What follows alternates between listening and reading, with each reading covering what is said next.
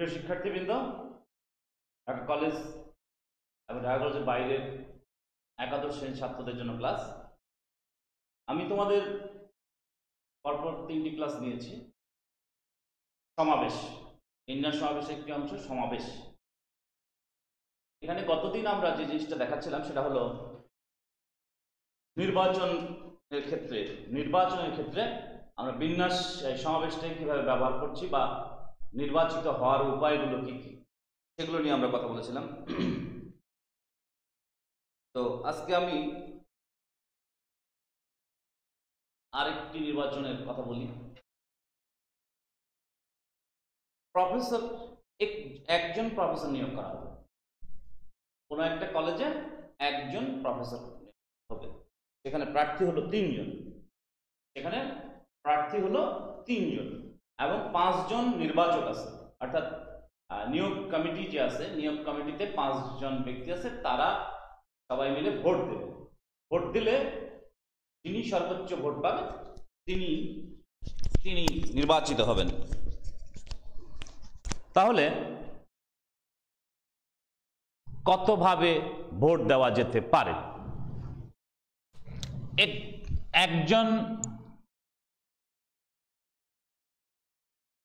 একজন প্রফেসর নিয়োগ দেওয়া হবে।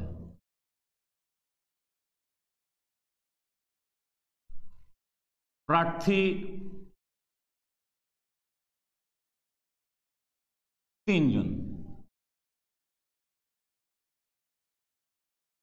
নির্বাচক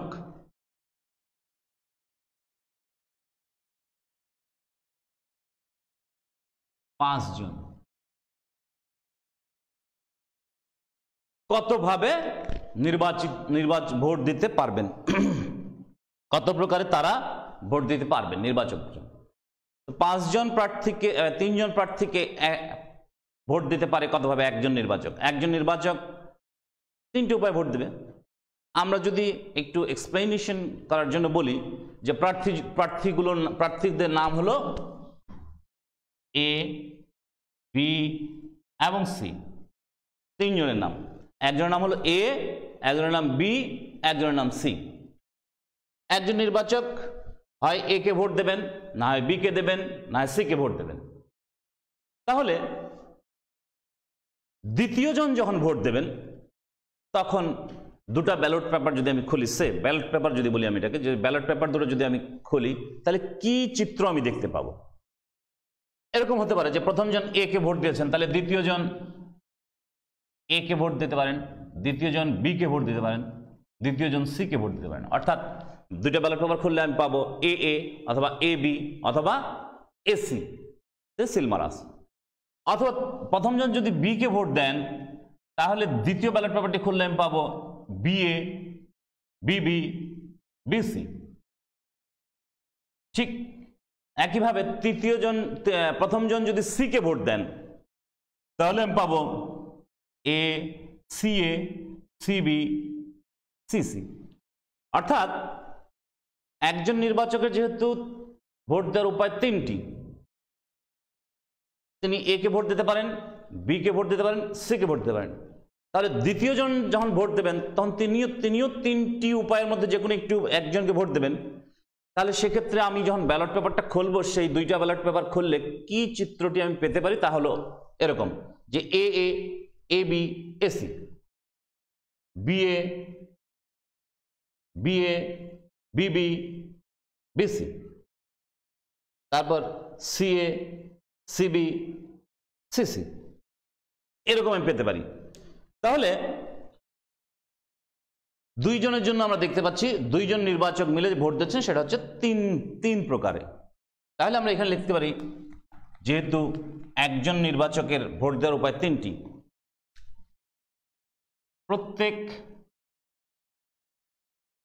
প্রত্যেক নির্বাচকের ভোট দেওয়ার উপায় 3। অতএব 2 জন নির্বাচকের ভোট দেওয়ার উপায়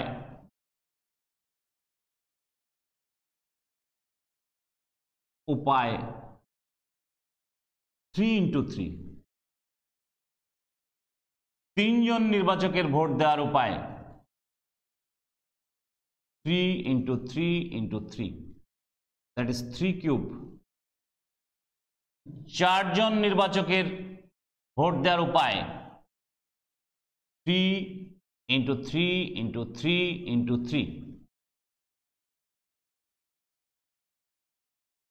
3^4।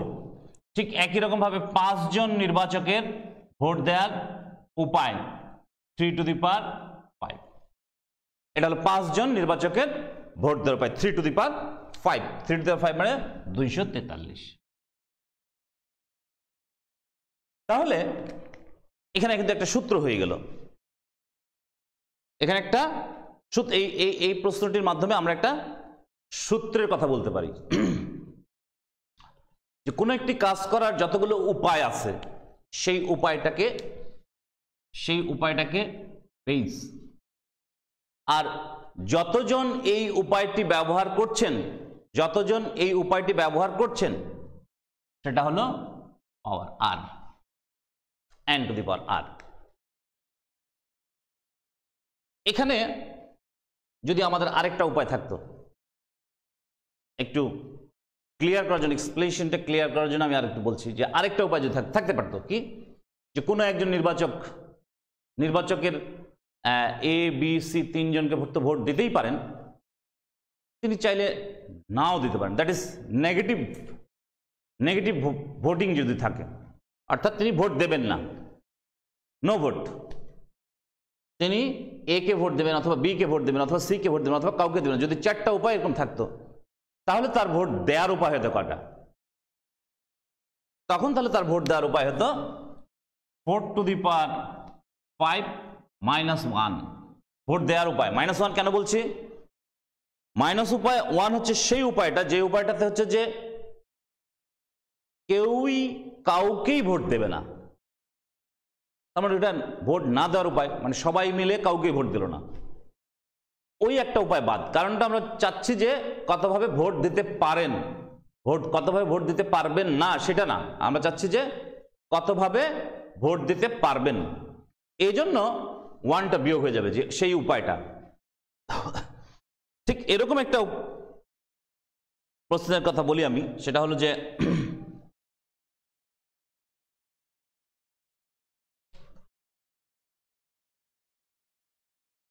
আমার 6 জন বন্ধু আছে, 6 জন বন্ধু। আমি কোন একটা অনুষ্ঠানে আমি দাওয়াত দিতে পারি, নিমন্ত্রণ করতে পারি। কতভাবে নিমন্ত্রণ করতে পারি? আমি নিমন্ত্রণ করতে পারি যে কোনো একজনকে, অথবা যে কোনো 2 জনকে, অথবা যে কোনো 3 জনকে, যে কোনো 4 জনকে, যে কোনো 5 জনকে, অথবা 6 জনকেই। এখানে কিন্তু আমার আরেকটা উপায় থেকে যায়, সেটা হলো আমি কাউকেই দাওয়াত করব না। যেহেতু আমি বলছি যে কতজনকে নিমন্ত্রণ করতে পারি, তাহলে ওই যে উপায়টা আছে আমার, যে কাউকেই নিমন্ত্রণ করব না, সেটা আমার বাদ হয়ে যাবে। তাহলে আমি 6 জন বন্ধুর মধ্যে এক বা একাধিক বন্ধুকে নিমন্ত্রণ করার উপায়, 6 জন বন্ধু আছে আমার, তাহলে 1 বা একাধিক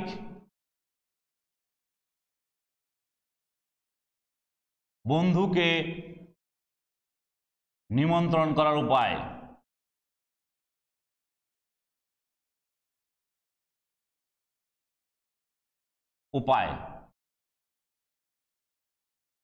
একটা হলো যে 6C1, যে কোনো একজনকে আমি দাওয়াত করবো। আমার বাবা অত খরচ করার দরকার নেই, একজনকে দাওয়াত করে খাওয়াই দেবো। 2 নাম্বার, 6 জনের মধ্যে যে কোনো 2 জনকে আমি নিমন্ত্রণ করব, অথবা 6 জনের মধ্যে যে কোনো 3 জনকে নিমন্ত্রণ করব, 6 জনের মধ্যে যে কোনো 4 জনকে নিমন্ত্রণ করব, 6 জনের মধ্যে যে কোনো 5 জনকে নিমন্ত্রণ করব, অথবা 6 জনের মধ্যে 6 জনকেই নিমন্ত্রণ করব, তাহলে কতভাবে হতে পারে? 6, এটা 15 প্লাস এটা 20, 60, এটা 62 হয়ে যাবে, তাহলে এটা হয়ে যাবে 15, এটা 65 মানে 61, তাহলে 6 আর এটা হলো 1, তাহলে 30, 63। এই হলো আমাদের এক বা একাধিক বন্ধুকে নিমন্ত্রণ করার উপায়। এখন এইটাকে আমি, এই প্রবলেমটা আমি এই যে একটু আগে সূত্র আমি দেখালাম n to the power r, এইটার মাধ্যমেও সলিউশন করতে পারি। How it is possible? আমার একজন বন্ধুকে নিমন্ত্রণ করবার জন্য দুটি উপায়। একটি হলো যে বন্ধুকে নিমন্ত্রণ করব, না হয় করব না, হয় আমি নিমন্ত্রণ করব না হয় করব না, এই যে দুইটা উপায়। তার মানে n এর ভ্যালু হচ্ছে আমার 2, n এর ভ্যালু হচ্ছে আমার 2। কতজন বন্ধু আছে আমার? 6 জন, এই জন্য 2 টু দি পাওয়ার 6। আর এখানে একটা উপায় আমার বাদ দিতে হবে, সেটা হলো যে কাউকেই দাওয়াত দেব, নিমন্ত্রণ করব না, কাউকেই নিমন্ত্রণ করব না, এটাও আমার একটা উপায়। সেই উপায়টা আমার এখানে বাদ।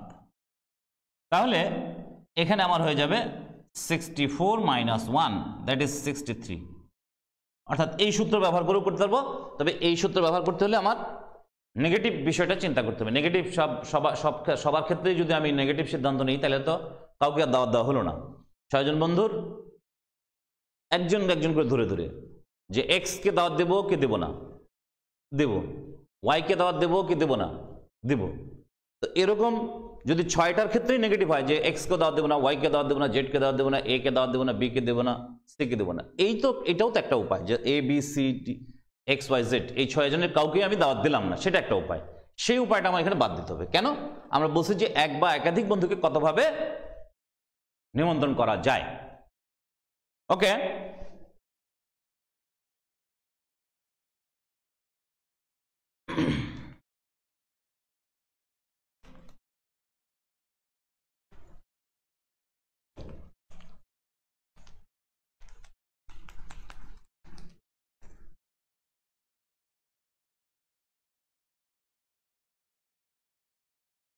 তোমরা তো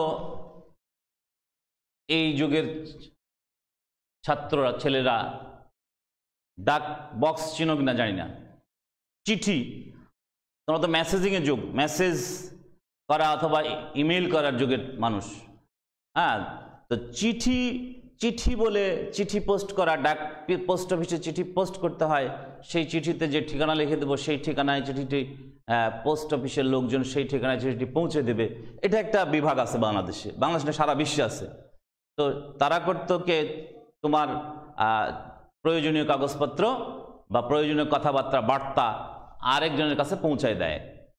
পোস্ট অফিসের কাজ হলো এটা। তো তাদের কাছে চিঠির বক্স থাকে এরকম গোল লাল বক্স, বাংলাদেশে গুলো লাল, হ্যাঁ, এরকম বক্স থাকে, এখান থেকে একটা মুখ থাকে, চিঠি পোস্ট করা যায়। হ্যাঁ, তো এরকম তিনটি বক্স আছে, 3টি বক্স আছে। তোমরা যারা জিপিওর সামনে গিয়েছো, জিপিও, হ্যাঁ, জেনারেল পোস্ট অফিস বাংলাদেশের গুলিস্তানে, সেখানে গেলে তুমি দেখবা যে চিঠির বক্স আছে, বা যে কোনো পোস্ট অফিসেই চিঠির বক্স আছে। এরকম 3টা বক্স আছে। 3টা বক্সে আমি 4টি চিঠি, 3টি বক্সে 4টি চিঠি আমি পোস্ট করতে চাই। কতভাবে পোস্ট করতে পারবো? 3টা বক্স কেন? 3টা বক্স থাকে, তোমাদের মাথায় নর্মালি প্রশ্ন যে 3টা বক্স কেন? বক্স 3টা থাক, 3টা বা 3-এর অধিকও থাকতে পারে। যেমন আমাদের এখানে জিপিওতে হয়তো বা অন্য জায়গায় আছে। একটা হলো ঢাকা শহরের মধ্যে চিঠি দিতে চাইলে সেটা এখানে, ঢাকা শহরের বাইরে হলে এখানে, দেশের মধ্যে এখানে, বিদেশে দিতে চাইলে আরেক জায়গায়। এরকম 3টা বক্স আছে। তো এই 3টা বক্সে আমার কাছে চিঠি আছে 4টি। আমি কতভাবে চিঠিগুলোকে এই 3টি বক্সে ফেলতে পারি? না ফেলতে পারার কোনো কিন্তু অপশন নেই। প্রথম কথাটাই হচ্ছে কতভাবে ফেলতে পারি। না ফেলবো না, এই অপশন এখানে নেই। তাহলে আমি একটা চিঠিকে নিয়ে কি করতে পারি, এই 3টি বক্সের মধ্যে যে কোনো একটা বক্সে আমি ফেলতে পারি। তাহলে আমার একটা চিঠিকে পোস্ট করার উপায় হচ্ছে 3টি। কয়টা চিঠি? চিঠি হলো 4টি। এজন্য 4টি চিঠিকে 3টি চিঠির বক্সে পোস্ট করার উপায় হচ্ছে 3 টু দি পাওয়ার 4। একদম সিম্পল কোশ্চেন, এমসিকিউ টাইপের কোশ্চেন। 4টি, আরেকবার আমি বলি যে আমার প্রত্যেকটা চিঠিকে আমি 3টা বক্সের মধ্যে যে কোনো একটাতে ফেলতে পারবো। তাহলে একটা চিঠিকে পোস্ট করার আমার উপায় কয়টা? 3টা। এটা হলো n এর ভ্যালু। আর আমার কাছে চিঠি কয়টা চিঠির উপর আমি এটা অ্যাপ্লাই করতেছি? আমি এটা 4টা চিঠির জন্য অ্যাপ্লাই করতেছি। তাহলে এটা n to the power r, r এর ভ্যালু এখানে 4। যদি আমার চিঠি হয়ে যেত 5টা, তাহলে এটা হয়ে যেত 3 টু দি পাওয়ার 5। চিঠির বক্স যদি আমার আরেকটা বেশি হতো তাহলে কি হতো?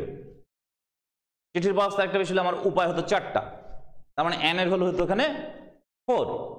আর চিঠির সংখ্যা যত সেটা হয়ে যেত পাওয়ার।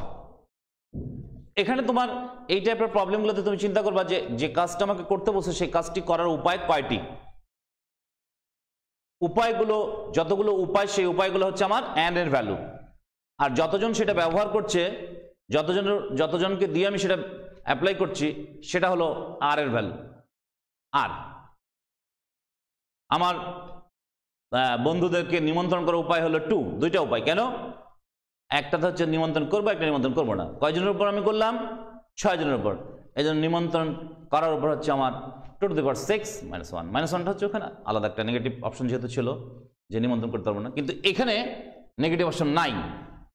এই কারণে আমার একটা চিঠিকে পোস্ট করার উপায় হচ্ছে 3টা, আর 4টা চিঠি যেহেতু, এই জন্য আমার 3 টু দি পাওয়ার 4 এখানে দিতে হয়েছে। ওকে, তাহলে আরেকটা প্রশ্ন আমরা আসি, সেটা হলো যে একটা পরীক্ষা,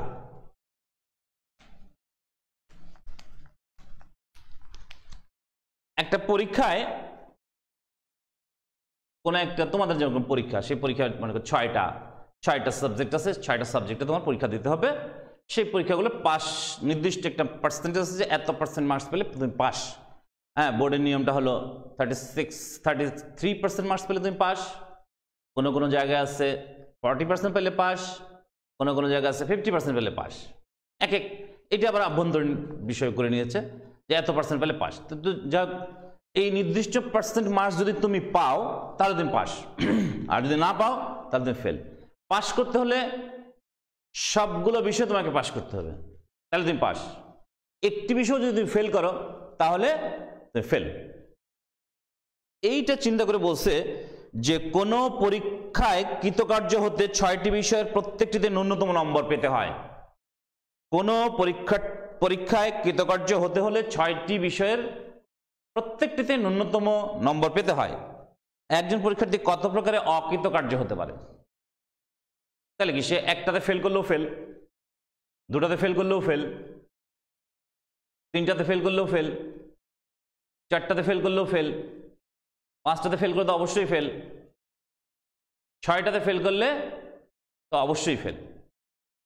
শুধুমাত্র হচ্ছে যে একটাতেও যদি ফেল না করে তাহলে সে পাস। এই যে তোমার একটা উপায় যে সবগুলোতে পাস করলো তাহলে পাস, এই একটা উপায় তোমার বিয়োগ হয়ে যাবে। এখানে তোমার উপায় কি? কোন একটা সাবজেক্টের ওই যে ওটার মতো 2 টু দি পাওয়ার 6, কোন একটা সাবজেক্টের ফেল অথবা পাস, যে কোনো একটা। তাহলে উপায় হচ্ছে এখানে 2টা, কৃতকার্য হওয়ার উপায় 2টা। কৃতকার্য হওয়ার উপায় না, পরীক্ষার রেজাল্ট হচ্ছে 2টা, কৃতকার্য না অকৃতকার্য। তার মানে এখানে উপায় 2টা। কয়টা সাবজেক্ট? 6টা সাবজেক্ট। একটা উপায় বাদ দিচ্ছি আমরা, সেই উপায়টা কোনটা? সেটা হলো যে সব বিষয়ে পাস করছে যে সেটা। তাহলে এখানেও 63 হয়ে যাবে। এখানেও একজন ছাত্রের অকৃতকার্য হওয়ার উপায় হচ্ছে 63। এই হলো আমাদের পাস ফেল বা নির্বাচন করার উপায়। তাহলে এই নির্বাচনের উপায় আমাদের গেল। এখন আমরা একটু অন্যদিকে যাই। আমরা সমাবেশের কিছু সূত্রের কথা বলি, সেটা হলো যে যদি n সংখ্যক বিভিন্ন বস্তু থাকে, n সংখ্যক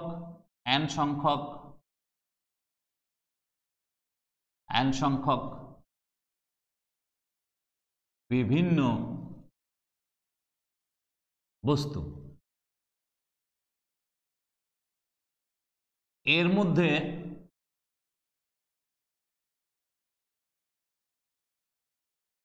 p সংখ্যক বস্তুকে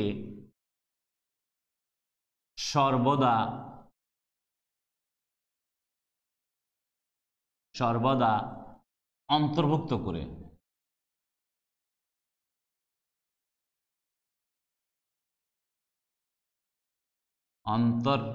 করে r সংখ্যক বস্তু নিয়ে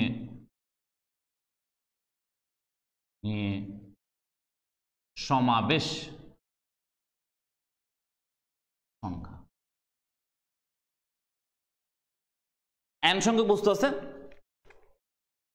এর মধ্যে p সংখ্যক বস্তুকে আমি সব সময় অন্তর্ভুক্ত রাখবো, রেখে r সংখ্যক বস্তু নিয়ে আমি কতভাবে সমাবেশ করতে পারবো। তো এটার একটা উদাহরণ হলো এরকম যে আমেরিকা একটা শব্দ, আমেরিকা একটা শব্দ। খেয়াল করো এখানে যে আমেরিকা শব্দটিতে বর্ণ হলো 7টি, আমেরিকা শব্দটিতে বর্ণ হলো 7টি। এই 7টা বর্ণের মধ্যে দুটো হলো এ। আমি বললাম যে এ দুটোকে সর্বদা একত্রে রেখে, এ দুটোকে সর্বদা অন্তর্ভুক্ত রেখে 4টি করে বর্ণ নিয়ে কতগুলো সমাবেশ গঠন করা যায়। এ দুটোকে সর্বদা অন্তর্ভুক্ত করে 4টি বস্তু নিয়ে কতভাবে সমাবেশ গঠন করা যায়। তো সূত্রটা হলো এরকম, n মাইনাস পি সি আর মাইনাস পি। এখানে আর এর মান অবশ্যই greater than equals to P হতে হবে। আর আমরা তো এটা জানি, সেটা সমাবেশের সূত্র থেকে জানি, n is greater than equals to r, সমাবেশের সূত্রে। এখানে পিটা তো আবার আর এর থেকে বড় হলে চলবে না। তো অন্তর্ভুক্ত কতভাবে করা যায়, মানে এই দুটিকে সর্বদা অন্তর্ভুক্ত করে কতভাবে 4টি করে বর্ণ বাছাই করা যায়। সূত্রটা হলো, তাহলে এই সূত্র অনুযায়ী আমরা বলতে পারি যে বাছাই করার উপায় হচ্ছে n এর মান এখানে হলো 7, p এর মান a 2টা, p এর মান 2, আর r এর মান হলো আমাদের এখানে 4। 4টা করে বস্তু নিতে হবে। আমেরিকা শব্দটির বর্ণগুলো থেকে 4টি করে বর্ণ নিয়ে কতগুলো সমাবেশ গঠন করা যায় যেখানে এ দুটি সর্বদা অন্তর্ভুক্ত থাকবে। তাহলে এটার উপায় হচ্ছে, উপায় হলো 7 মাইনাস 2 সি 4 মাইনাস 2, তাহলে 5c 2, 5 4 y factorial 2, that is 10। 10 ভাবে আমরা বাছাই করতে পারি, 10 ভাবে আমরা বাছাই করতে পারবো এ দুটাকে সর্বদা অন্তর্ভুক্ত রেখে। তাহলে এ হলো আমাদের একটা সূত্র। আবার বলছে যে এগুলোকে সর্বদা অন্তর্ভুক্ত না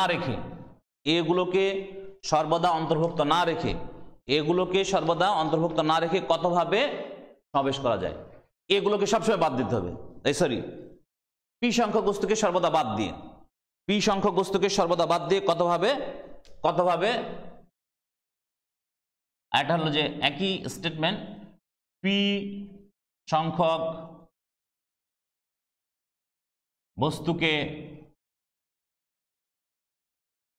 সর্বদা অন্তর্ভুক্ত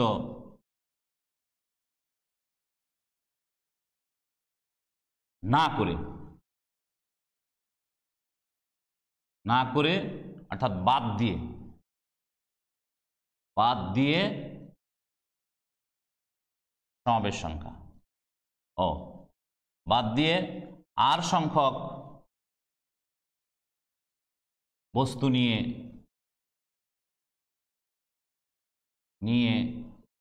সমাবেশ সংখ্যা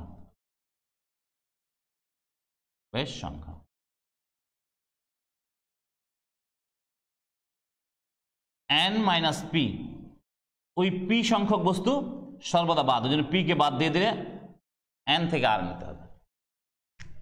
এখানে অবশ্যই খেয়াল রাখতে হবে যেন এই আর এর মানটা আর মানে এটা সম্ভব হবে যদি n মাইনাস পি এই সংখ্যাটা যদি আর এর চেয়ে বড় অথবা সমান হয় তাহলেই সম্ভব। যদি উপরে এই বিয়োগফলটা n মাইনাস পিটা যদি আর এর থেকে ছোট হয় তাহলে তো নেওয়া যাবে না। তাহলে এখানে যদি আমরা এই কথাটা বলতাম যে এ দুটিকে অন্তর্ভুক্ত না করে বা এ দুটিকে বাদ দিয়ে চারটি করে বর্ণনীয় কতভাবে সমাবেশ গঠন করা যায়, তাহলে আমার এখানে এই সূত্র অনুযায়ী আমার সূত্রটা হয়ে যেত যে 7 minus 2 in C4, 7 minus 2 C4, that is 5 C4, that is 5 C1, এটা হয়ে গেল 5। এই হলো আমাদের একটা সূত্র। ওকে, n সংখ্যক বিভিন্ন বস্তু, এর মধ্যে p সংখ্যক বস্তু আছে, সেই p সংখ্যক বস্তুকে সর্বদা অন্তর্ভুক্ত করে একরকম সমাবেশ আমরা করতে পারি, আর একটা হচ্ছে p সংখ্যক বস্তুকে সর্বদা বাদ দিয়ে আমরা আরেক রকম সমাবেশ করতে পারি। সেই দুইটা সূত্র হলো p সংখ্যক বস্তুকে সর্বদা অন্তর্ভুক্ত করে সমাবেশ সংখ্যা হলো এটা, আর p সংখ্যক বস্তুকে সর্বদা বাদ দিয়ে সমাবেশ হলো এটা। সেটার উদাহরণ আমি আমেরিকা নামক শব্দটির মাধ্যমে দেখালাম। নেক্সট,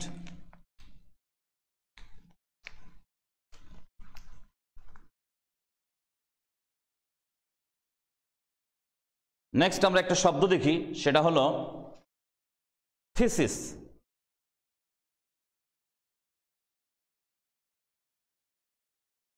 থিসিস একটি শব্দ।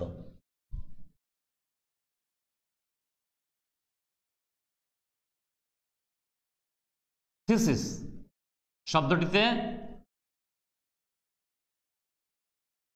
শব্দটিতে বর্ণ সংখ্যা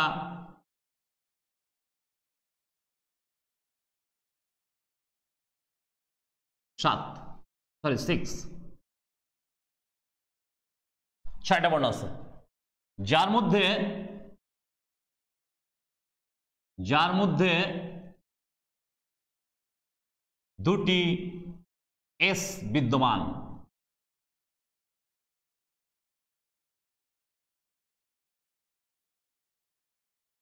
এবং অন্যগুলো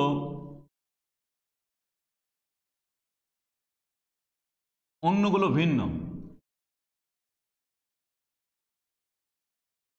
থিসিস শব্দটিতে বর্ণ সংখ্যা 6টি, এর মধ্যে এস আছে 2টা, আর বাকি 4টি হলো ভিন্ন ভিন্ন। তাহলে এখানে বলা হয়েছে যে প্রশ্নটা হলো যে থিসিস শব্দটির বর্ণগুলো থেকে 4টি করে বর্ণ নিয়ে কতগুলো সমাবেশ গঠন করা যায়। থিসিস শব্দটির বর্ণগুলো থেকে 4টি করে বর্ণ নিয়ে কতগুলো সমাবেশ গঠন করা যাবে। তাহলে আমরা এইভাবে চিন্তা করব। 1 নম্বর উপায় যে দুটি এস ও দুটি ভিন্ন বর্ণ নিয়ে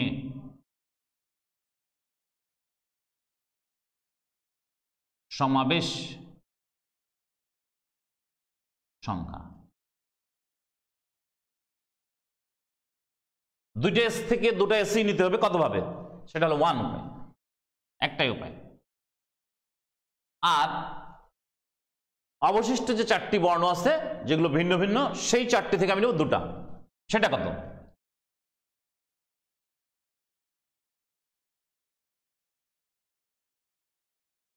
4 ইন্টু 3 বাই ফ্যাক্টরিয়াল 2 মানে 2, দ্যাট ইজ 6 উপায়।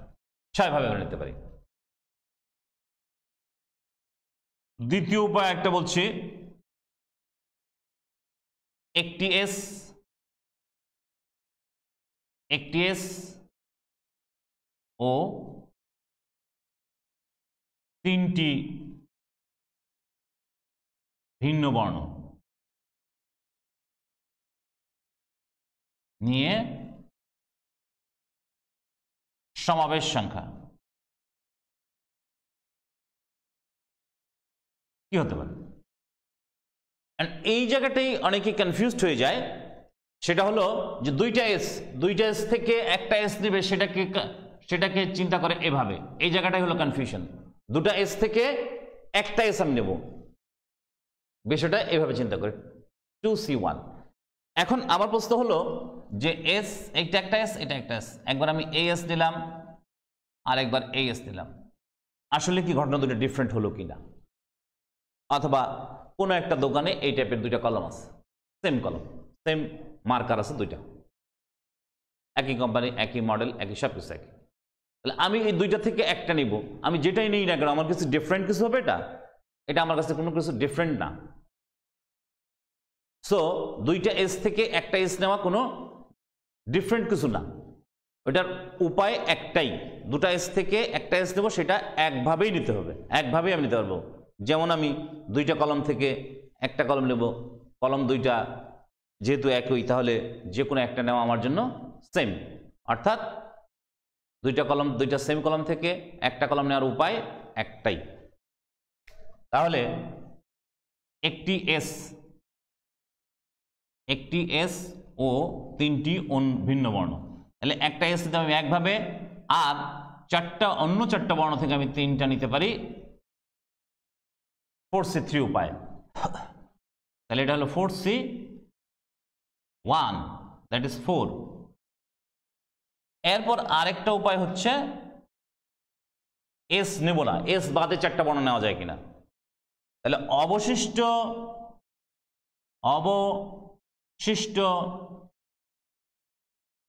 চারটি,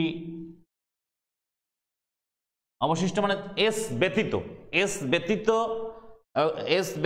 চারটি বর্ণ হতে চারটি বর্ণ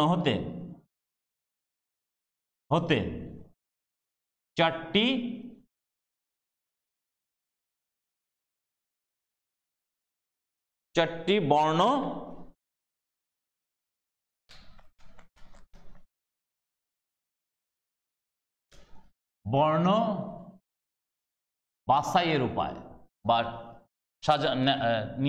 নিয়ে সমাবেশের উপায়, সমাবেশ সংখ্যা, বর্ণ বাছাইয়ের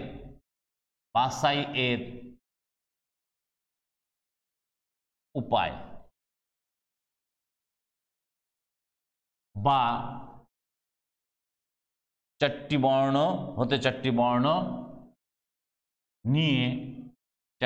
নিয়ে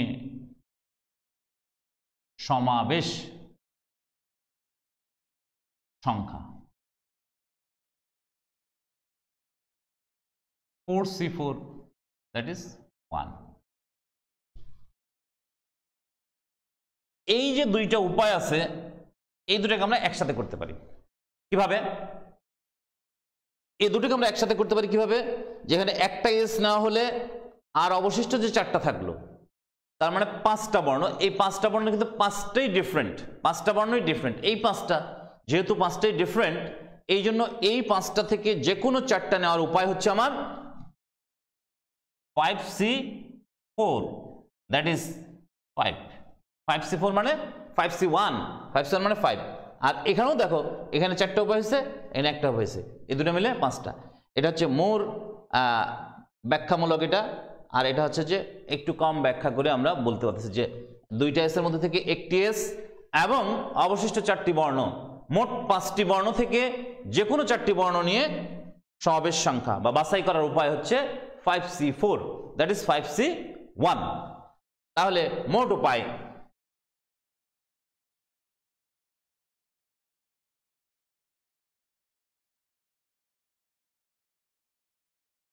উপায় 6 4 1 that is 11। এই হলো 5টি উপায়। এখন এখানে আমরা আরেকটা জিনিস বলতে চাই, সেটা হলো যে আরেকটা সূত্রের মতো এই প্রশ্নটার সাথে রিলেটেড, যে n সংখ্যক বস্তুর মধ্যে p সংখ্যক বস্তু একই রকম। n সংখ্যক বস্তুর মধ্যে p সংখ্যক বস্তু একই রকম, তাহলে সেখানে যদি আমরা তাদের মধ্যে থেকে অবশিষ্ট বস্তুগুলো সবগুলো ভিন্ন। n সংখ্যক বস্তুর মধ্যে p সংখ্যক বস্তু একই রকম এবং অবশিষ্ট যে বস্তুগুলো আছে সেগুলো ভিন্ন।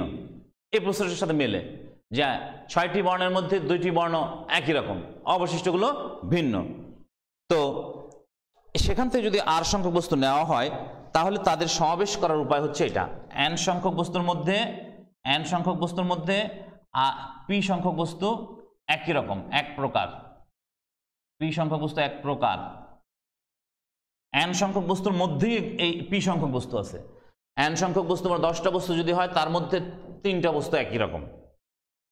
বিষয়টা হলো 10টা বস্তুর মধ্যে 3টা বস্তু একই রকম। ঠিক আছে, এখানে বলছে যে n সংখ্যক বস্তুর মধ্যে p সংখ্যক বস্তু একই রকম।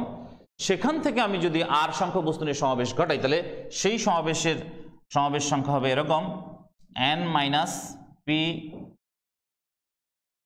r, যদি সম্ভব হয়, যদি এটা n - p টা যদি r এর থেকে বড় বা সমান হয় তাহলে n - p r - 1, n - p r - 2, এভাবে এটা চলতে থাকবে।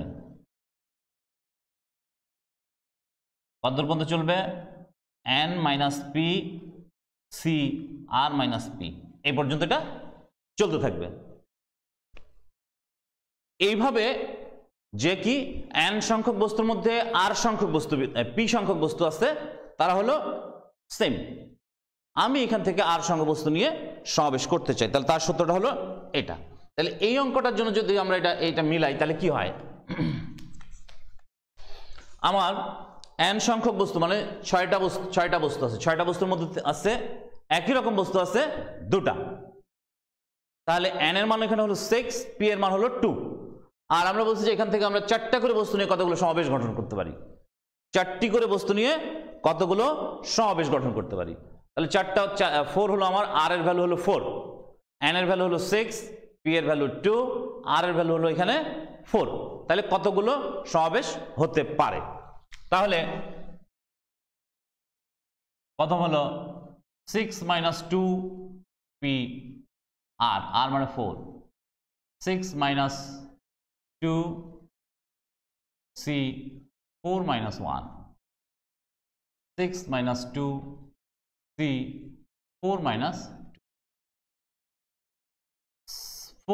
4 - 4c4 plus 4c3 plus 4c2, তাহলে 4c4 মানে 1, 4c3 মানে 4c1, 4c3 মানে 4c1, 4c1 মানে 4, আর 4c2 6 into 4 into 3/2, 1 4, এখানে হলো 6, এখানেও 11। অর্থাৎ এটাকেও আমরা এই সূত্রের মাধ্যমে করতে পারি। তাহলে সূত্রটা হলো কি আমার, যে n সংখ্যক বস্তুর মধ্যে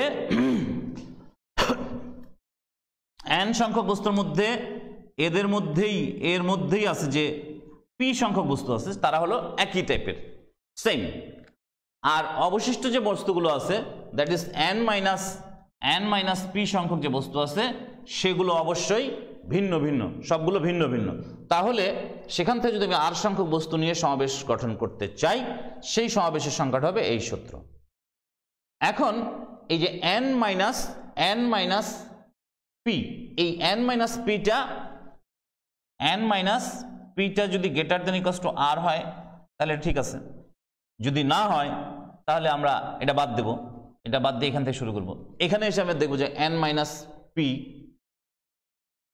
আর r মাইনাস 1 এই দুইটা সমান যদি হয় তাহলে আমার চলবে, আর যদি এইটা ছোট হয়ে যায় তাহলে এটাও বাদ। এইভাবে আমার সূত্রটা একটু কৌশলে ব্যবহার করতে হবে। সূত্রটা একটু কৌশলে ব্যবহার করতে হবে কি, আমার বিন্যাস এবং সমাবেশের মধ্যে শর্ত হচ্ছে যে উপরের সংখ্যাটা বড় হবে, উপরের সংখ্যাটা নিচের সংখ্যাটার মধ্যে সম্পর্ক হলো যে উপরের সংখ্যাটা অবশ্যই নিচের সংখ্যাটা চেয়ে বড় অথবা সমান হবে।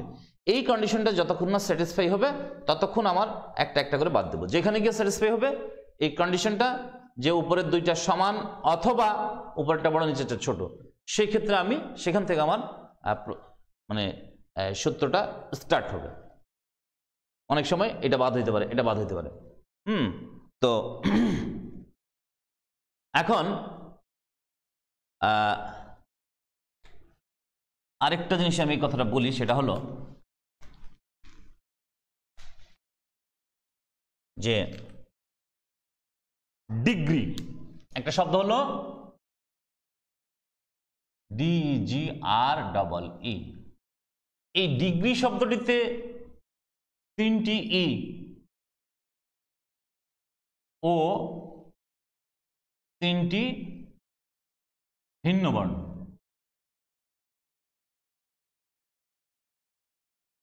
এখানে যদি আমি এই সূত্র ব্যবহার করে করতে চাই তাহলে কি হয়, মোট বর্ণ হচ্ছে আমার 6টি, তাহলে n এর মান হলো 6, একই রকম বর্ণ দ্যাট ইজ p হলো আমার 3 আর r হলো আমার 4, 4টা করে বস্তু নিতে হবে।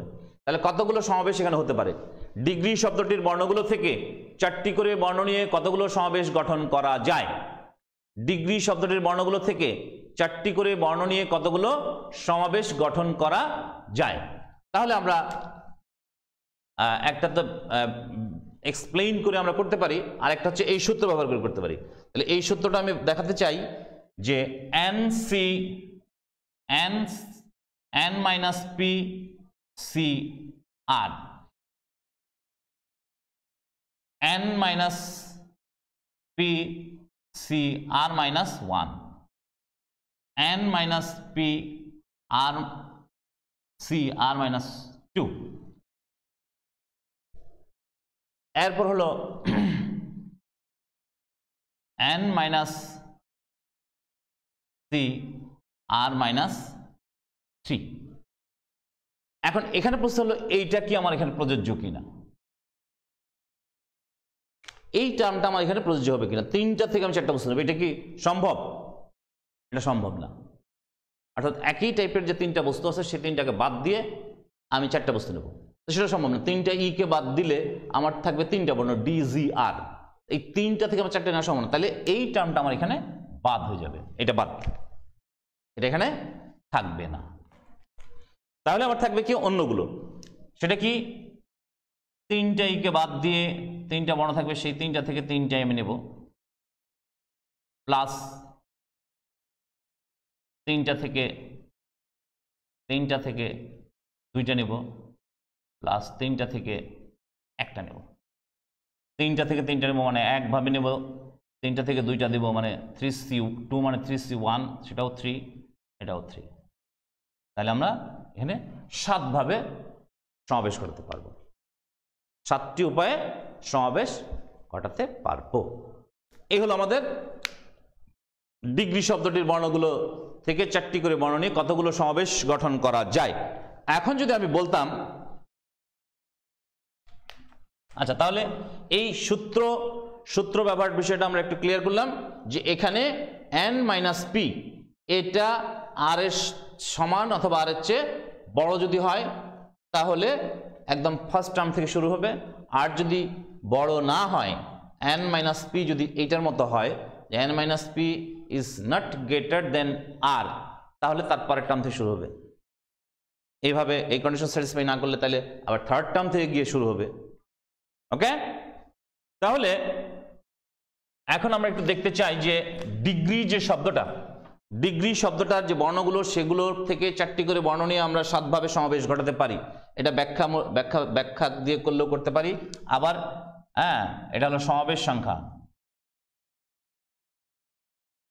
সমাবেশ সংখ্যা, সমাবেশ সংখ্যা। এখন বলছি তাহলে ডিগ্রি শব্দটি থেকে চারটি না, ডিগ্রি থেকে চারটি, হ্যাঁ ডিগ্রি শব্দ থেকে চারটি করে বর্ণে কতগুলো বিন্যাস গঠন করা যায়, কতগুলো বিন্যাস গঠন করা যায়। বিন্যাসের ক্ষেত্রে আমরা দেখছি যে আগের বিন্যাসের চ্যাপ্টারে আমরা দেখেছি যে একটা শব্দে যতগুলো বর্ণ আছে, একটা শব্দে যতগুলো বর্ণ আছে সেগুলোকে সবগুলোকে নিয়ে বিন্যাস করার একটা বিষয় ছিল। সবগুলো বর্ণকে একসাথে নিয়ে কতভাবে সাজানো যায়, বিন্যাস করা যায় মানে সাজানো যায়, সেই বিষয়গুলো আমাদের এক্সপ্লেন করা হয়েছে। সেই সবগুলো বর্ণ যখন আমি নিচ্ছি সেগুলোর মধ্যে একই টাইপের বর্ণ অনেকগুলো থাকতে পারে। যেমন প্যারালাল শব্দটিতে ছিল প্যারালাল, এ দুটো ছিল, এল তিনটা ছিল, এরকম একাধিক বর্ণ ছিল। সেগুলোকে কিভাবে বিন্যাস করতে সেগুলো আমরা দেখেছি। তো এই জায়গাটায় এখন আমরা বুঝছি যে অনেকগুলো বর্ণ আছে, সেগুলো বর্ণের মধ্যে আবার একই টাইপের বর্ণ আছে, একই টাইপের বর্ণ আছে, একই টাইপের বর্ণ আবার ভিন্ন ভিন্ন বর্ণ আছে। সেখান থেকে যতগুলো বর্ণ আছে তার থেকে কম সংখ্যক বর্ণ নিয়ে কতভাবে বিন্যাস করা যায়, সেই জায়গাটায় আবার আমরা এখানে এই চ্যাপ্টারটাতে আলোচনা করবো একটু। তাহলে ডিগ্রি শব্দটি থেকে চারটি করে বর্ণ নিয়ে কতভাবে বিন্যাস করা যায়। ডিগ্রি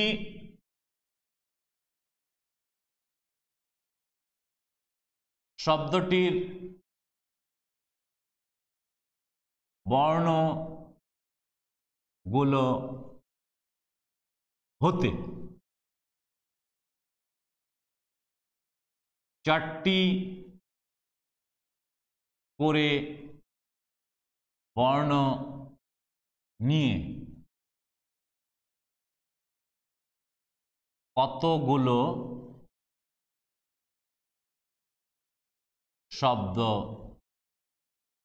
গঠন করা যায়।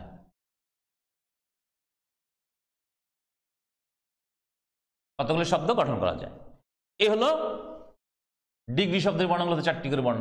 তাহলে তার মানে শব্দ গঠন করা যায়, তার মানেটা হচ্ছে কতগুলো বিন্যাস করা যায়। তাহলে এটা আমাকে একটু এক্সপ্লেইন করে করে করতে হবে।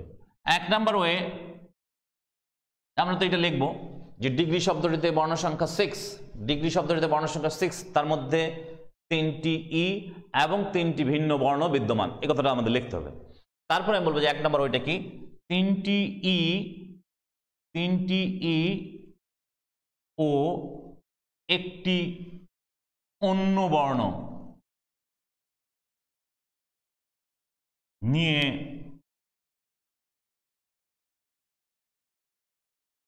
গঠিত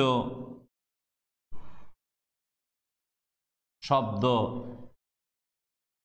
সংখ্যা। প্রথমে এটা আমার সমাবেশটা করতে হবে, সমাবেশটা নির্ণয় করতে হবে যে কয়টা সমাবেশ আমি করতে পারি। আমি 3টা ই থেকে 3টা ই নিব একভাবে, আর অন্য যে 3টা বর্ণ আছে সেই 3টা বর্ণ থেকে আমি একটা বর্ণ নিব, সেটা হচ্ছে 3C1 উপায়। কারণ আমার 4টা বর্ণ নিতে হবে, তার মধ্যে 3টা ই, তাহলে অন্য বর্ণ হচ্ছে একটা। এগুলোকে আমি আবার সাজাতে পারি কতভাবে, 4টা বর্ণ ফ্যাক্টরিয়াল 4, এর মধ্যে 3টা একই রকম ফ্যাক্টরিয়াল 3, তাহলে হচ্ছে 3 ইন্টু এটা হয়ে যাবে 4, 12 ভাবে। এরপর বলছে যে 2টি ই ও 2টি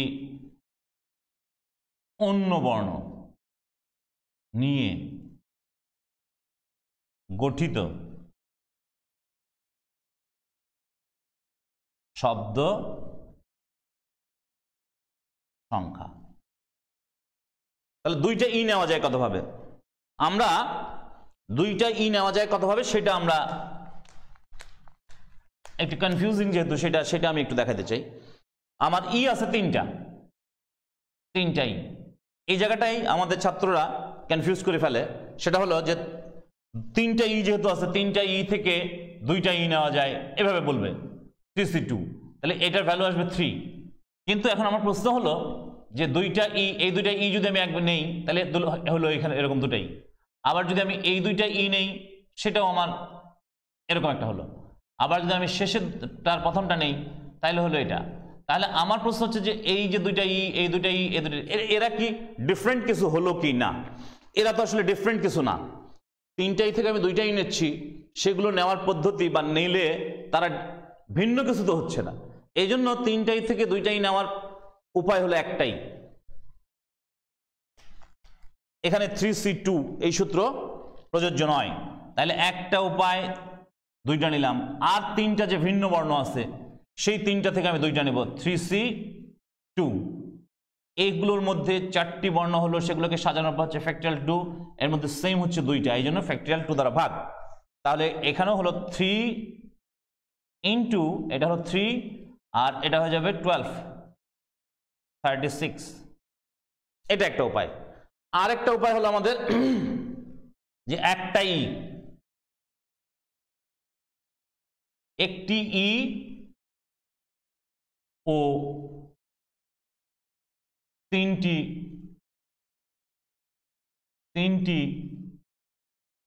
ভিন্ন বর্ণ নিয়ে শব্দ গঠনের উপায়।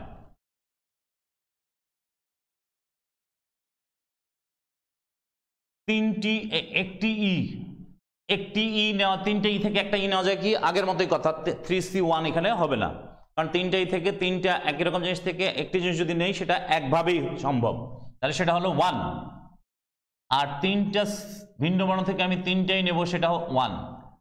এই 4টা বর্ণকে সাজানোর পর হচ্ছে ফ্যাক্টরিয়াল 4। ফ্যাক্টরিয়াল 4 মানে 24, কারণ 3C3 মানে 1, 3C3 মানে 1। তাহলে মোট শব্দ গঠনের উপায়। এখন আরেকটা প্রশ্ন তোমার মাথায় আসতে পারে যে ই নিব না, ই বাদে 4টা বর্ণ নেব, সেটা কি সম্ভব? সম্ভব নয়। কেন? কারণ ই বাদে আমার 4টা বর্ণ নাই, ই বাদে আমার 3টে বর্ণ আছে, এই জন্য শব্দ গঠন সম্ভব নয়, ই বাদে শব্দ গঠন সম্ভব নয়। তাহলে আমার হলো 12, 36, 24, দ্যাট ইজ 72। এই হলো আমাদের ডিগ্রি শব্দটি থেকে 4টি করে বর্ণ নিয়ে শব্দ গঠনের উপায়। ডিগ্রি শব্দটি থেকে 4টি করে বর্ণ নিয়ে শব্দ গঠনের উপায়। তো এটা একটা একটু আগের বিন্যাসগুলোর থেকে একটু ভিন্ন, হ্যাঁ, এই টাইপের বিন্যাস আমাদের আরও কিছু করতে হবে, আরও একটা ক্লাসে আমরা এগুলো দেখাবো। তো সে পর্যন্ত তোমাদের ধন্যবাদ, ভালো থাকবে, সুস্থ থাকবে।